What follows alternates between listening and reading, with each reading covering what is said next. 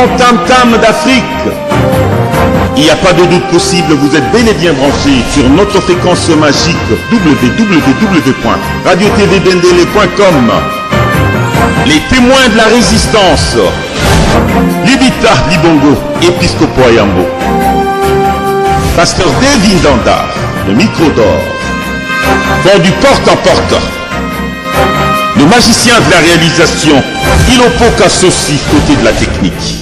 Les témoins de la résistance. Grand tam-tam d'Afrique.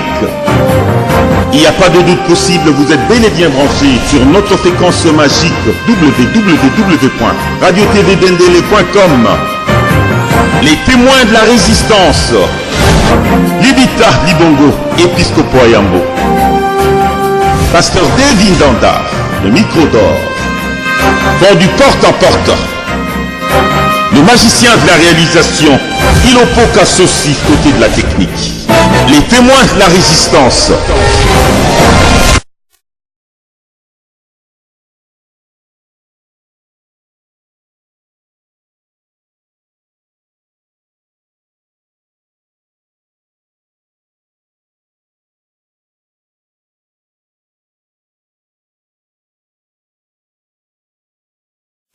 Matondo mingi badekoma so bazwa mingi na ngombo na 3x Radio TV Bindele. Toujours en direct l'émission te proposer qui vient mikomile qui tout baki mikolo koya Radio TV Bindele ko sala bino émission minene émission toujours bien comme de porte à porte.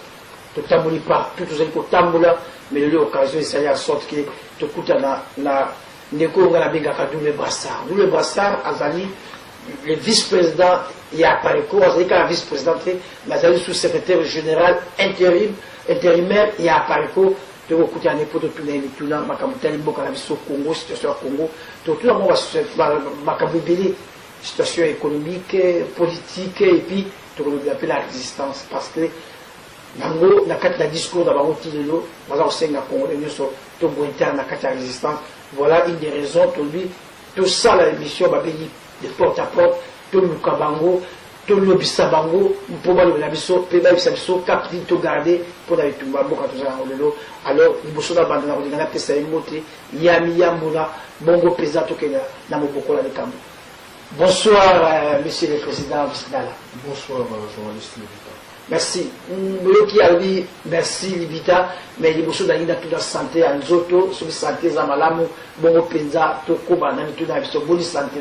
Merci, santé, Zamalamu, nous avons assez de grâce, ça va. Ok, santé, Zamalamu, assez de grâce, pas battre, toujours bien le brassard, santé, à mouvement où nous allons au Kamba, apparaît que santé dans le monde. Apparaît que Zamalamu, c'est vraiment malade.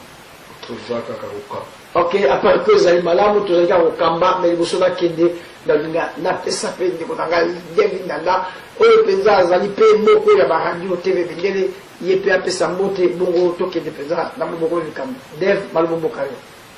Bonsoir, monsieur. Bonsoir. C'est pour nous un plaisir, un réel plaisir de vous recevoir ici. On s'est décidé de faire cette émission de porte en porte. Pour qu'on vous cherche mieux que vous venez vers nous. Ma première question, c'est les auditeurs, les téléspectateurs qui sont en train de nous suivre. Il nous semble qu'il y a cumul de fonctions.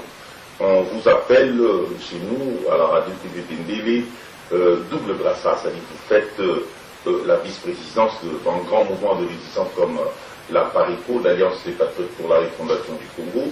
Au même moment, vous êtes en train de faire aussi le secrétariat général, mais intérimaire. Comment vous arrivez à combiner tous ces fonctions-là? Parce que nous savons qu'à la tête, c'est le président national, M. Noring Banda Saboko Atumba. Nous savons tous, c'est quelqu'un qui veut le jour que ça soit vraiment à la lettre. Comment vous arrivez à accumuler tout ça, M. le vice-président? Ça ne pose aucun problème. Vous savez, je suis en principe le vice-président national. C'est ma fonction attitrée, celle que je remplis de manière totale. Et j'assume en même temps la fonction de vice-président intérimaire, comme vous l'avez expliqué. Comme ça s'explique, c'est de manière provisoire, jusqu'à ce que nous puissions organiser un congrès qui va désigner un secrétaire général définitif. J'ai été amené à assumer cette fonction dans des circonstances exceptionnelles. Nous avons eu un problème avec notre ancien secrétaire général. Il était important pour notre mouvement de combler rapidement cette fonction. Et au regard de ce que je sais faire, le Conseil national, à l'unanimité, avait estimé nécessaire que je puisse remplir cette fonction. C'est un privilège pour moi.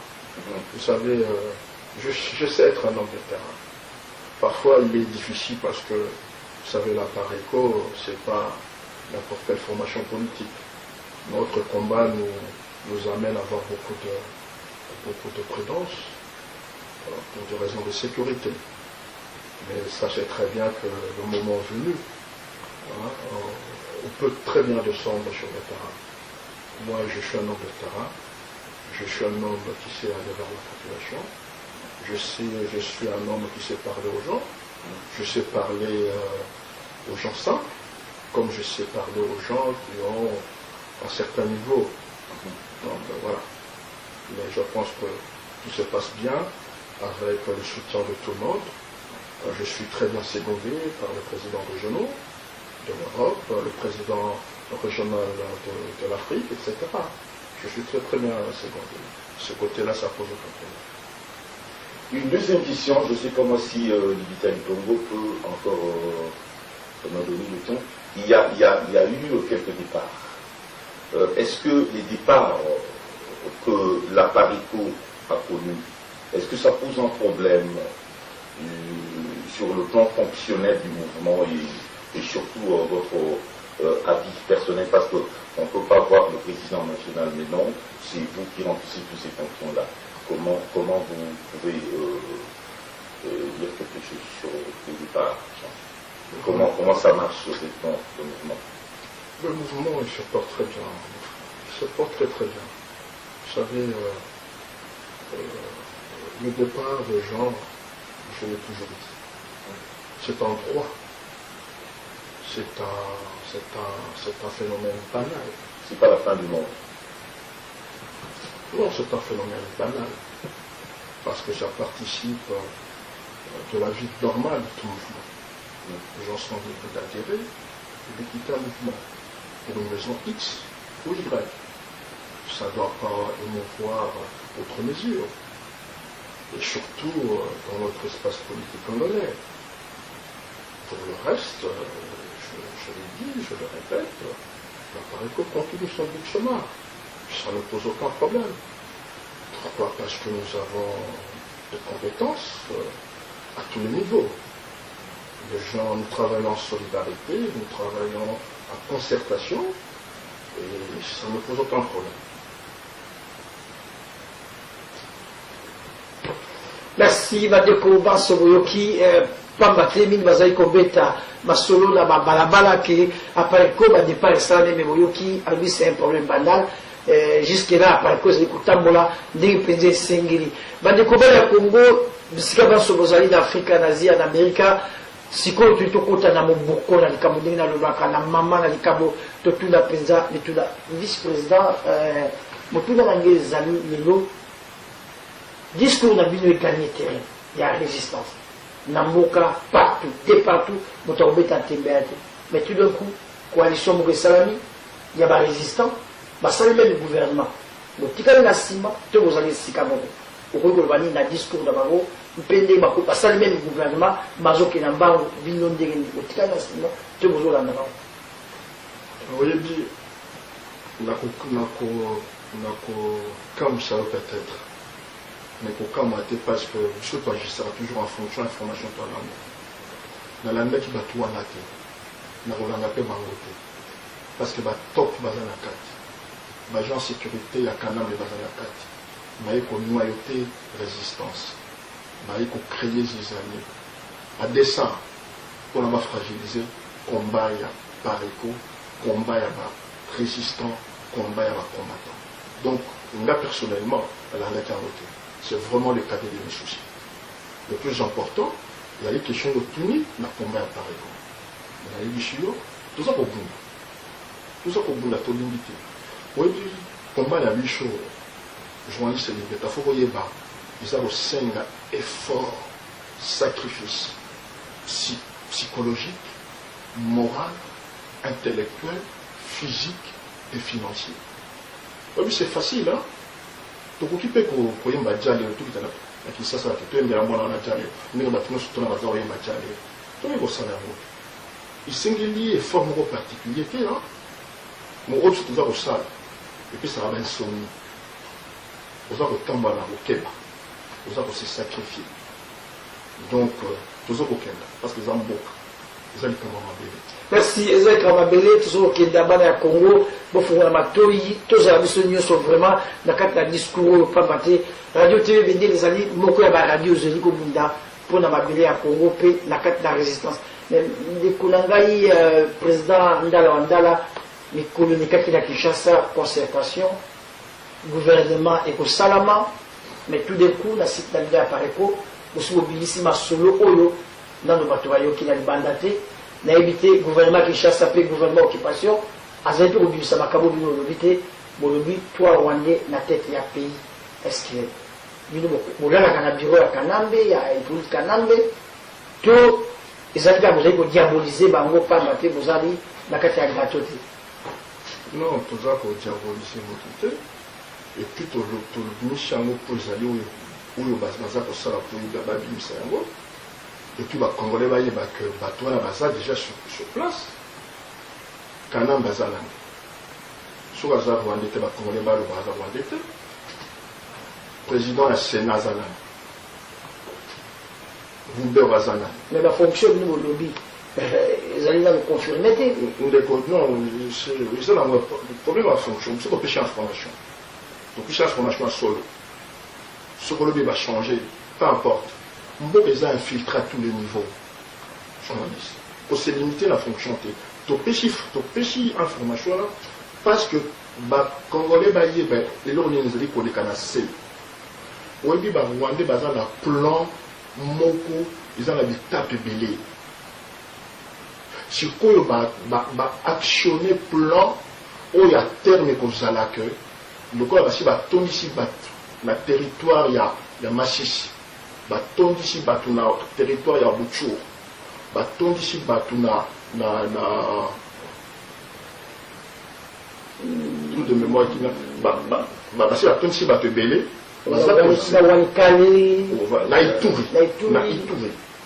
baza cause là que au moment porté à la autodétermination. La population nous sommes les côtes et devant l'autodétermination. Il y a vraiment pour comprendre les Cameroun et Salam. Dans la Tanzanie, la Bengana qui va là. Tanzanie, ils ont beaucoup de terre. La vie pour Bengani va Rwandais. Le gouvernement n'a bien et c'est aussi Rwandais. La cadre de la concertation nationale pour la réconciliation nationale. La Rwandais n'a pas de dans le territoire rwandais. Alors, ce qu'on va me conjurer, on va vivre la concertation. Yemoko Kanam, Léon Lobich, na Robert, Bamsa Moussani, et bien, on est coordinateur. En 2011, en octobre 2011, Léon Lobich a fait une déclaration dans la voix de l'Amérique. On a une lettre ouverte. La carte de déclaration a déclaré mot pour mot Makambo Sarkozy a le bâti sur le Congo. Léon le dit à le bâti. Congo a mon aîné, tous amis Batomoke, Congo a un bon réveillé, etc. Il faut pour partager le Congo fort à fond. Azana, un grand cœur, Azala, généreux. La commune la caille. On a un petit chat qui s'en va faire la banane. Il y a des monsieur Nibale. Les bitangana nazalaka na côté wana. Ils allaient un rappel. Ma proposition, je peux ça kangai, je peux ça proposition, na travailler na Kengo. Nanani, na James Kabarebi, la service à la sécurité. Alors nous a jeunes, nous avons des colos, na scénario, tout ça, nous avons contact na Batouana de manière permanente.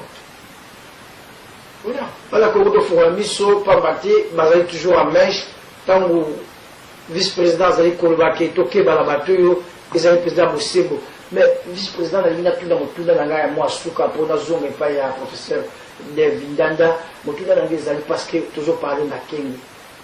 Mais c'est Kengo, le beach, où Azali Namboka Nabiso, où Azali président du Sénat, à tout le Yamba, Mokoto Thomas, il y a Rwanda, président du Parlement de Rwanda, à lui, total à sur rétroviseur, pendant ma Camboya Congo, total à Liboso, pas Matiso, total ma Camboya, total rétroviseur, pour retourner à ma Camboya STP, où il y a le tir de Zaïn, la discours, na Malobaya Kengo, pour habiter au le passé, mais tout à Liboso. Il y a pour le bas des autres, monter à Malam pour mourir dans Kenya. Au début, au salut Malam, le col rappelle, fait voilà. Ils avaient éléments de choses qu'on accéder à preuve. Au début, comment on peut comprendre? Bamboka nyonso, bamboka belé, même la peau, il y a mindele. Bakomaki koluka. Bakitsa makambo ya Rwanda, on a bali parce que bakomi kolemba yango. Monde américain, bakomi kozama ba sanction, mboka boye Hollande, boye na boye bakomi kozama ba sanction. Bino na kisi ça kuna. Bozo yamba bakonzi ya mboka ya yango. O bazo agresser bino. Message nous vous a repéré. Ils allaient connaître ce message dans la minute que nous allions voir l'agression du sauté. Parce que Bichon n'a pas demandé, ou bien vous considérez toi la guerre, ou bien toi la guerre. Mais on va dire la guerre, vous souhaitez la diplomatie, dans sa diplomatie. Non, diplomatie, c'est Batouana, Banalobi, Nalo, Basi, Bakoti, Naba Congolais, Moussous. Naba Namboka, Moussous, Basi, Bakoti, na dynamique. Il y a kotika mboka ekenda. Il y a un moment où il y a un président à Sénat, il y a un moment où il y a un Rwandais, il y a un moment où il y a négocié à Kampala, il y a un moment où il y a une concertation nationale. Parce que c'est la dynamique. Les Congolais, nous ya Congo, il y a 100%. Après les lots, nous avons une théorie, il y a la frontière, il y a la sous-souté, la Kisasa, etc. C'est la dynamique. Il y a un temps, on a pris cet exemple, ils allaient conforter les Cambodgiens, ils allaient que concertation, parce qu'il y a une concertation pour l'année. Parce qu'il y a une concertation principalement pour ne pas pousser dans Mboka, pour la Cambodgie, bandophone. Parce que dans le cadre de la concertation, et les membres dans la cadre soi-disant la réconciliation nationale, il y a paix entre les communautés. Est-ce que la guerre entre les communautés dans le Congo? La communauté les entre les Congo. Au moins, parce que les Congolais, les politiciens congolais, ils ont maintenant la carte approche là-bas. Si l'élite congolaise a encore toujours combattu pour Kibabangu, pasteur David Dada, Malbombo Kario. Merci beaucoup, Monsieur le Président.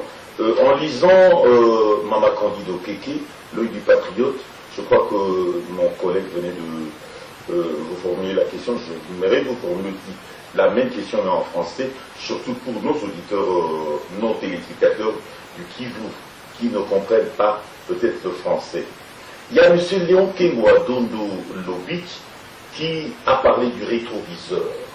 Quand il a reçu le président du Sénat rwandais en disant qu'il ne faut plus regarder au rétroviseur. Or, je sais que vous êtes un intellectuel, c'est ce truc-là de rétroviseur, c'est un ingénieur qui l'a inventé pendant qu'on faisait aussi la même invention pour la voiture. Même pour passer son permis, la première chose à faire, c'est savoir regarder sur les miroirs, le rétroviseur. D'ailleurs, il y a un adage qui dit, on ne peut pas arranger les futurs sans pour autant corriger le passé. Dans le passé de l'histoire du Congo, il y a 12 millions de morts, surtout ceux du Kivu. Même Léon Lobich dit de les oublier. Quelle est votre lecture? Et qu'est-ce que vous pouvez dire à nos téléspectateurs du Kivu qui croient que Léon Lobich et surtout M. Kanambe est du Kivu Mototo Yakweli, si réellement il était un Mototo Yakweli? Est-ce qu'on peut oublier des marques comme ça, Monsieur le Vice-Président? Si vous le permettez, je voudrais répondre au Charles, parce que c'est une question importante. Je voudrais, contrairement à ce que vous avez dit, nos frères de l'Est, ils comprennent. Ils parlent, j'étais là. Ils comprennent. Je voudrais leur adresser ce message en lingala. Et puis je reviendrai sur votre question en français pour d'autres spectateurs qui nous feront le plaisir de suivre, de nous suivre. La bande de Monabicho, il y a Est, dans la bateau baza pour souffrir directement d'abord les avant. Makamozo comme à la Congo, ils allaient passer à Congo. Ils ont passé à la Congo les noces. Maquillé à moi, la Congo, ils ont soupé. Ils allaient Congo, ils ont collé. Mabélé n'a bicho, ils ont saigné, ils ont collé. Lioueleki, bata koufié bélé.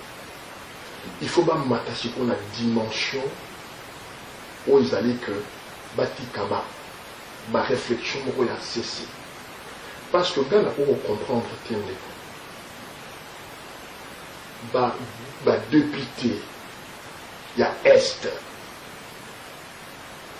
Comment Batouana Bakoko comme Mikanda, comme si c'était des choses banales. Par exemple, la Kabila, par exemple, pour se plaindre.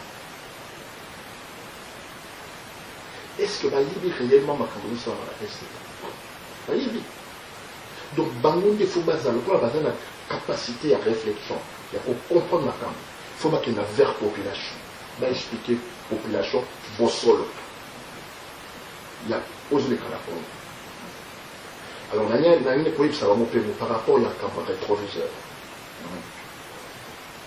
Bichona par Rwanda. Donc, on quitte le Bossala rétroviseur T. Autant la rétroviseur T. Et Salama na mokili ata moko te. Lelo toza koloba bana ofena baza kuna. Ba veuve baza kuna. Ba famille za massacré. Ba famille tokotika bango comme cela parce que soi-disant Léon Lobitch a le rétroviseur T. Non. Et je voudrais dire ceci. Et j'adresse ce message à Léon Lobitch, au Rwandais. Il n'y aura pas de paix, de véritable paix, de cœur et d'esprit dans la région si le Rwanda n'abandonne pas sa vérité hégémonique sur le Congo. 1. 2. Si le Rwanda ne retire pas ses troupes du territoire congolais. 3.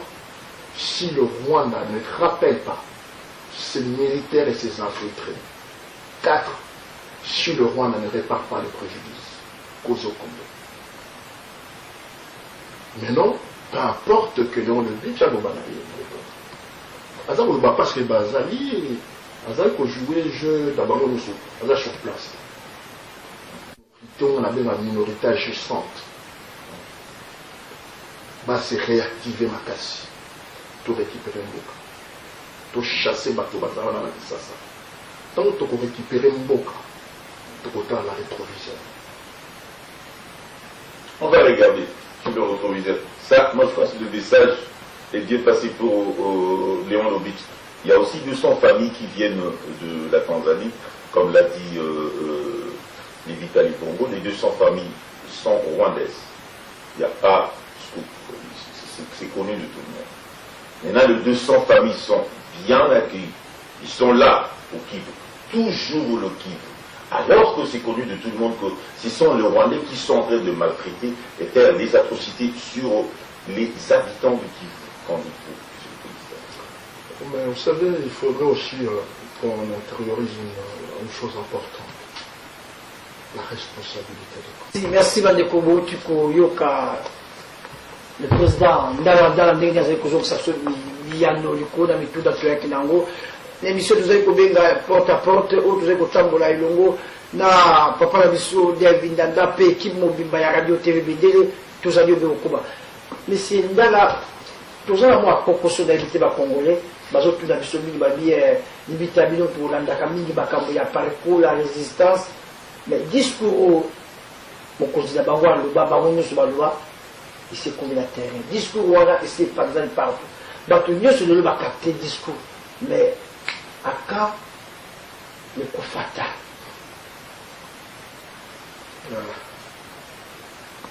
voilà eza question bakongole balingi soki okotama président nasala quelque regard emaka liboso na ngano bavola etumba oyo toza kobunda pourquoi bakongole balingi kotikela etumba oyo bana pareko eloko moko eza normal te bino mpenge na discours c'est pourquoi ezala bino mais discours eza biso toza basumerne to na leadership est ce que makambo toloba ou bien tozoloba eza ya lokuta est ce que barwandais baza na mboka ou bien baza na mboka te à moins ya koloba ke bacongolais baza kondima yango te bamindele bandimi meme yango ntango bamindele bandimi yango likambo wana ntango bino biso bacongolais tozoconstate ke likambo eza ya solo il faut tochanger mboka te il faut totelema po tochanger mboka te baoza baconsigne te oyebi na Égypte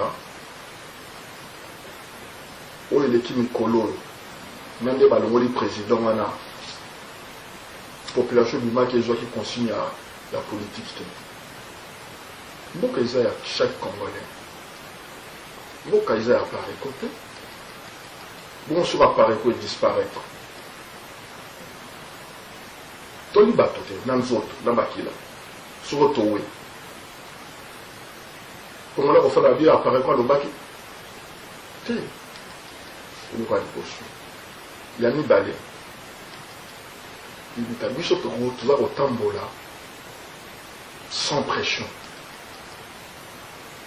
tozotalela oyo bato bazoloba te donc même bakufa 20 millions ozaka malembe otamboka malembe mpo bakongole batie moteme mpe na bino donc ata bakufi 30 millions bino botambola kaka lokwa mombembe malembe kaka libita eza te ya koloba so bazokufa 30 millions bazotambola nalobi biso toa toujours engagement na par rapport ya intérêt ya Congo toujours engagement te na songolo pangala etc toujours engagement parce que toyebi réalité ya mboka na biso toujours engagement ya kobunda mpona mboka toza kobunda ezali mpe ya bana oyo babotami te bakongolo baza sikoyo na bomoi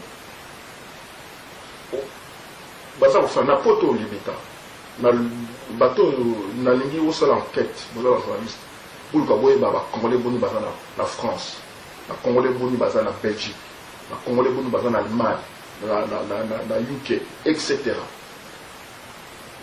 botala sikoyo na ntango basala manifestation bakongolais tobimaka bomi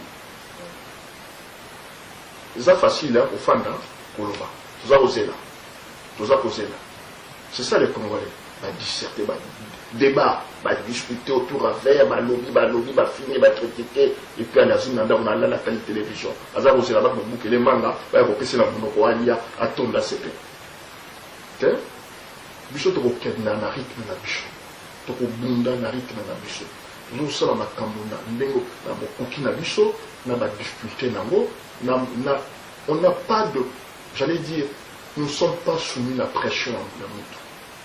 Nous ne sommes pas soumis à la raconter à battre. Nous ne sommes pas soumis à la critique à battre tous les autres. Non. Tous autres. Et voilà. Merci beaucoup. Bazo kende ba utamwa na pression te ba utamwa ndenge miseze ko salama na se mai pina nikolo ya mai lelo bato ba beteke tembe nikolo ya pareko tozana ba prêtre to moni misala ba sali lelo partout na Congo même na libanda moto mote azali kozanga ko ba masolo ya mboka Congo et surtout l'occupation moto avali ko na mboka na biso mais président la linda tout dans son tuna situation ya Congo ko bonseli biso situation économique ya Congo sociale moke pambate toujours ngi ba téléphone bazali ko benga le biso so apasi mais gouvernement occupation a dit croissance et comme 8%. Mais quelque part, ONG ya Ibrahim Elobi Congo ezali 51e pays oyo ezali komona pokoso na kati na Afrika. Donc Congo aza même nsima ya Zimbabwe, Congo aza nsima ya Île Maurice, mais na Kinshasa balobi croissance 8%. Mais quand on kolaka ça peuple congolais 8% bango bazolobela eza esika nini na lomboka yo. oyebi Congo ezobate record ya biloko nyonso mabe ya mokili. Toali premier en matière de corruption, premier na bokufi ya bana, premier na moyibi, premier na okufa nzala na biloko nyonso. Toali classé même na botangi ya bato ya bana classe. Toali classé na ba na besha. Obi tango soko gouvernement lobi 8% libita na nina le langage moko simple pour na ba congolais ba yoka ba comprendre. Na bloc à 8% croissance, on les a ba notion technique ça veut rien dire congolais on comprendre. Congolais na vie na ya tous les jours. Ah peut s'allier à ma réponse. Est-ce que ça dans mosala?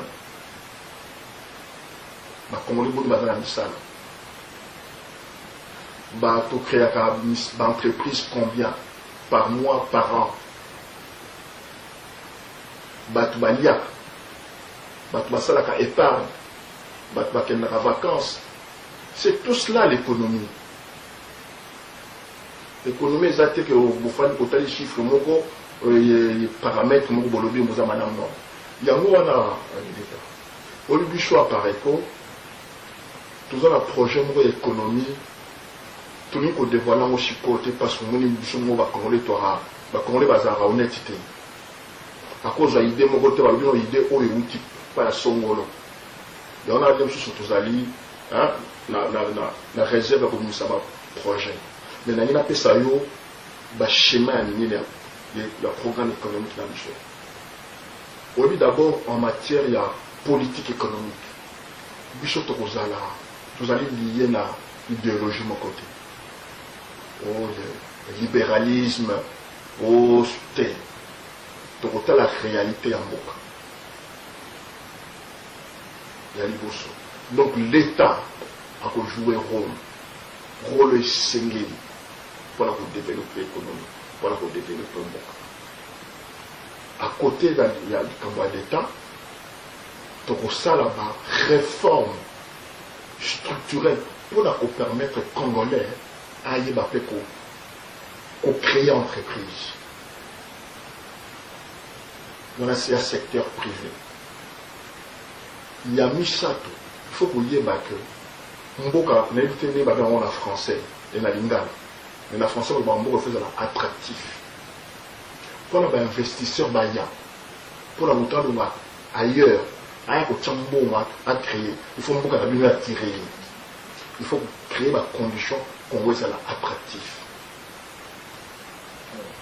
Bon sous place de bonner la sous. Oyebi infrastructure. Ils disent que comme il y a 100 yango pour créer économique. Pour la souki ça, ils allaient classe. Oyebi, soit Chine, il y a 25 ans. Au moins Chine, avec le Singapour, la Banque mondiale, la Fonds monétaire. Les lots Chine a détenu un tiers réservé à monnaie américaine. Nous avons commis à niveau 1. Boigna. Batiba Chinois, Kotanga. Babani qu'on fabriquait, qu'on imitait Babyloko. Mais comment qu'on fabriquait Babyloko? Les Chinois ont été libérés dans ma fusée. Vous avez connu ça. Mais ils l'appellent les Japonais Malandek. Nous avons pris une sur un dragon et là-dedans. Boigna. Il faut qu'on les lobe capable de créer, de transformer, de vendre. Donc, produire non ce qu'on dit à Congo. Il faut tous être capable de faire plus-value. Comment qu'on comprend la classe? On a fait cet exemple. Classe, c'est bon, c'est la raté. Mais toi, on a bois. Le président, il ne savait pas l'homme congolais. La classe politique, congolaise, à Kotanga, à Zuboania lobby, mais une fois au pays, il n'est pas commis étouffé dans le système. À commis motolo, il y a un anti-valeur, la valeur mieux soit commis dans le Namboa de Chassa, il n'est pas contre la Katia Bouyabez. Il y a ça dans l'homme congolais. Oui, tout ça pour souffrir, nous devons nous avoir ma cache. Il faut appareil côte aux zones, c'est le Kowana, la discipline. On sans discipline, on ne sait rien faire. Papa Koliba, Batubako Boma, Mutako Kosa, Mutako na Musalate, la discipline. Obi discipline et tchaka mutuna nzela. Obi a la poto sur la musala. Oui, musala te un jour de benga sur justification zate. Sur aux professeurs, oui, aux autres ça m'a comme gauche. Ba benga ni yo. Aux médecins accident. Ba benga ni yo. La discipline. C'est le cas du poso. Il y a un moni tant de bateau bas la caba 6 à Kabasonga. Azo excusez bangote. Mais dans l'environnement, nous discipline les actes. Le pays de fous, aux risques comment aux arabes de fous. Parce que tout le monde vole. Dans un excusez bangoté. Alors ça, d'abord dans les colos, il y a l'État. Mon condiambo comme ça là. Exemplaire, bah ministre bah fois là. Exemplaire, bah professeur faut pas là. Exemplaire. Bah médecin faut pas là. Exemplaire, bah musicien faut pas na niveau nyonso.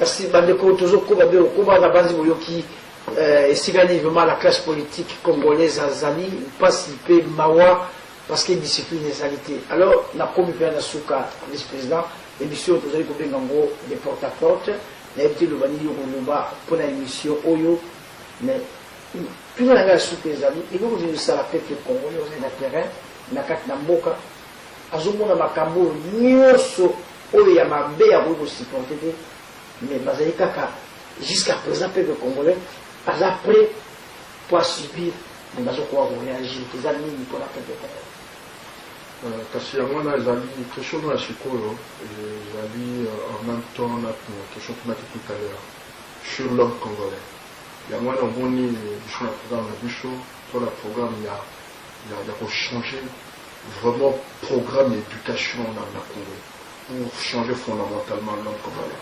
Il y aura programme d'éducation, en même temps il y a enseignement, en même temps aussi programme politique.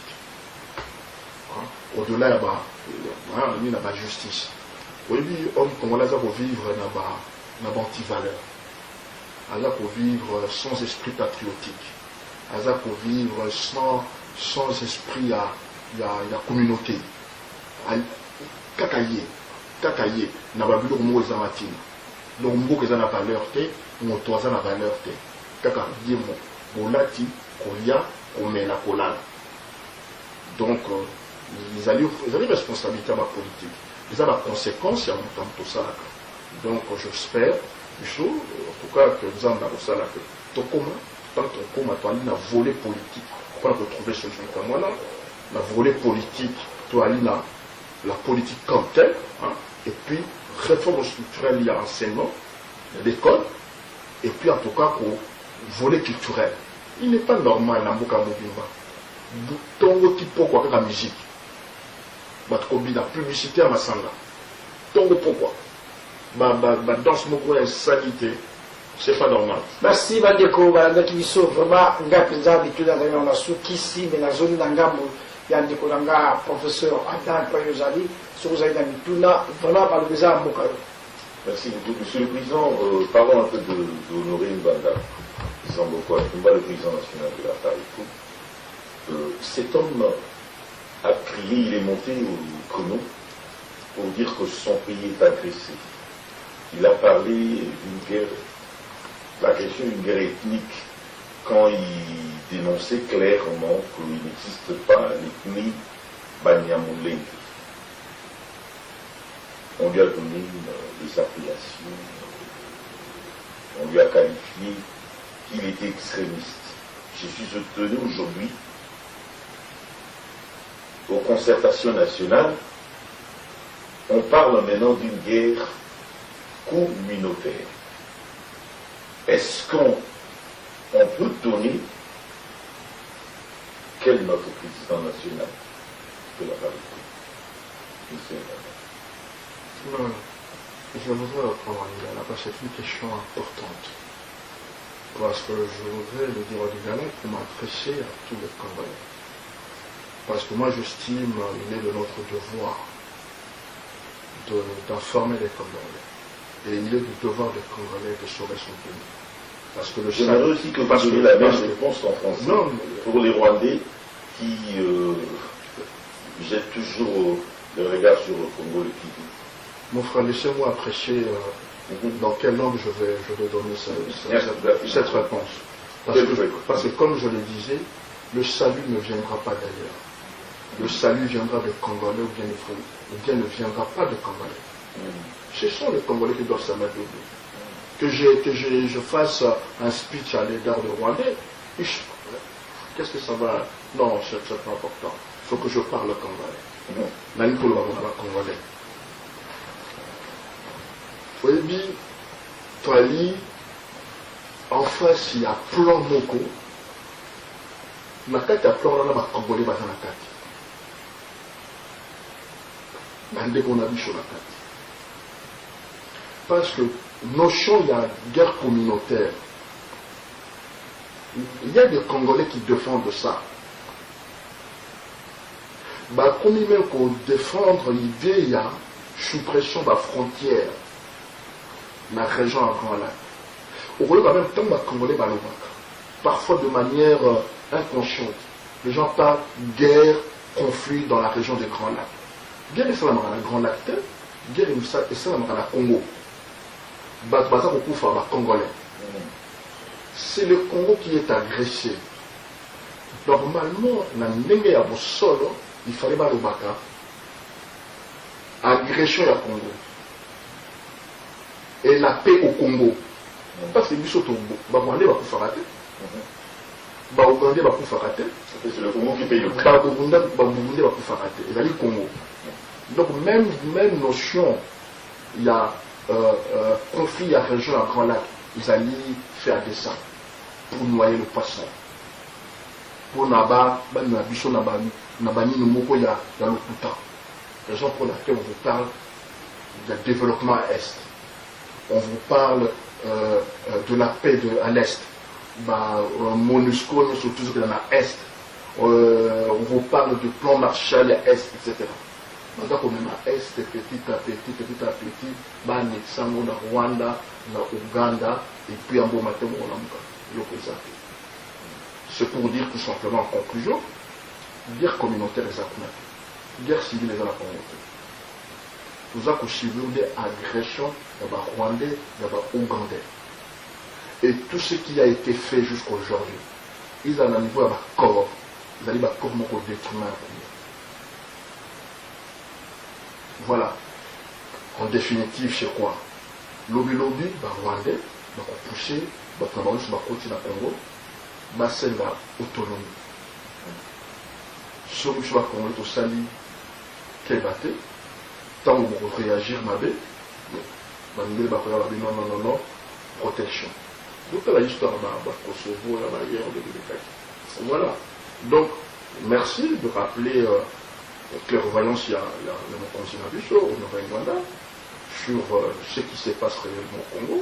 Il est le seul, jusqu'à présent. L'Apareco, c'est la seule formation politique. Tout ça, quelque chose au cœur du débat politique. Là, qui ça va raconter.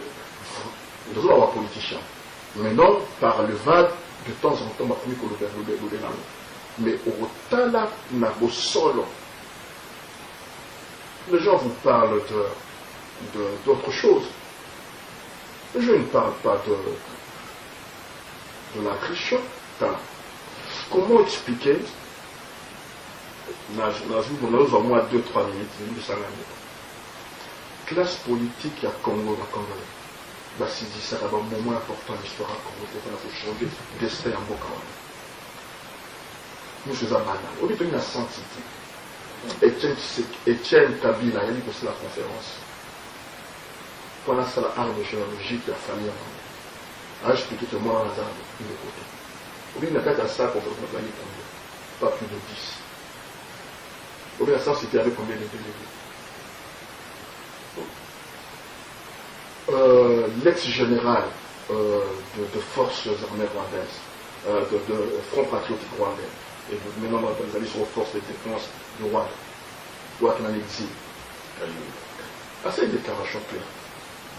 Mais vous avez chef d'état-major, c'était lui l'homme fort, il y a Rwanda la coutume militaire.